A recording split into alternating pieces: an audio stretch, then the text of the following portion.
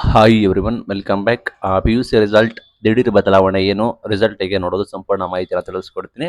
ಚಾನಲ್ಗೆ ಸಬ್ಸ್ಕ್ರೈಬ್ ಆಗಿ. ಇತಿಹಾಸದ ಮೊದಲ ಬಾರಿಗೆ ರಾತ್ರಿ ರಿಸಲ್ಟ್ ಅನೌನ್ಸ್ಮೆಂಟ್ ಕೂಡ ಮಾಡ್ತಾರೆ ಅಂತಂದ್ರೆ ನಾಳೆ 9ನೇ ತಾರೀಕು ರಾತ್ರಿ 9 ಗಂಟೆಗೆ ರಿಸಲ್ಟ್ ಅನೌನ್ಸ್ಮೆಂಟ್ ಕೂಡ ಮಾಡ್ತಾರಂತೆ. ಸಚಿವರು ಇದನ್ನ ಪ್ರತಿಷ್ಠೆ ತೆಗೆದುಕೊಂಡಿದ್ದಾರೆ. ಏಕೈಕಿ ರಾತ್ರಿ ರಿಸಲ್ಟ್ ಕೂಡ ಬರ್ತಾರಂತೆ.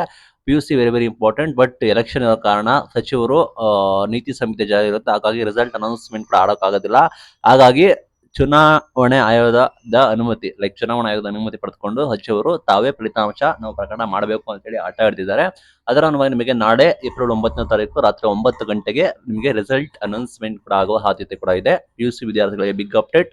7 ಲಕ್ಷ ಮಕ್ಕಳ ಭವಿಷ್ಯ ಕೂಡ ನಾಳೆ ನಿರ್ಧಾರ ಆಗುತ್ತೆ. ನಿಮ್ಮ ರಿಸಲ್ಟ್ ನ ಹೇಗೆ ನೋಡೋದು ತಿಳಿಸ್ಕೊಡ್ತೀನಿ ಬನ್ನಿ. ಇಲ್ಲಿ ನೋಡಿ, ನಿಮಗೆ ಕಾಣ್ತಿದೆ ಸ್ಕ್ರೀನ್ ಮುಂದೆ KRResult.nic.in ಈ ವೆಬ್ಸೈಟ್ಗೆ ಹೋಗಿ.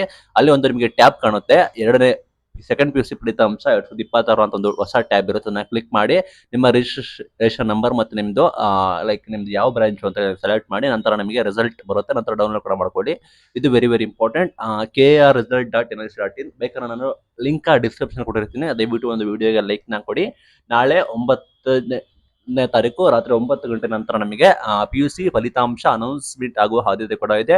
ಬಿಕಾಸ್ ಎಲೆಕ್ಷನ್ ಇರೋ ಕಾರಣ ಚುನಾವಣಾ ಆಯೋಗದ ಅನುಮತಿ ತೆಗೆದುಕೊಂಡು ನಿಮಗೆ ಅನೌನ್ಸ್ಮೆಂಟ್ ಮಾಡಬೇಕಾಗತ್ತೆ.